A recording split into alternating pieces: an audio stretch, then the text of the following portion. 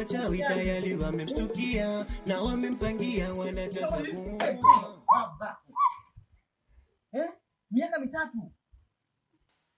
Kama nimegoma useme basi nifahamu moja. Vijana wenzangu huko mtani wana watoto wazuri tu. Kwa hiyo mimi sina mpaka leo. Unakaa tu kwangu hapa, choki na jaa, una lolote mpuzi wewe.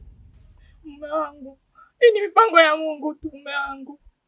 Hata mwenyewe napenda kuwa na mtoto. Unajua tumezunguka kwa waganga, hospitalini, lakini bado tujapata mtoto. Kwa mimi sio kosa langu mume wangu.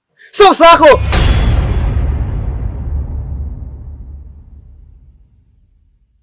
Wow. Kaka.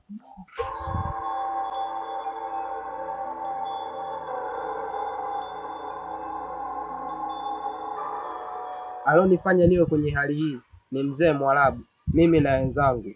Akaja mganga kuja kutusaidia. Lakini mimi sijafa, nipo hai mdogo wako. Mzee Mwarabu? Ndio kaka. Shemeji ni wewe? Ndio mimi shemeji yako. Wow. Ndio kwa mdogo wangu. Tazama mikono yangu na miguu yangu pamoja na kichogo changu. Ama hakika ni mimi Wambwawa.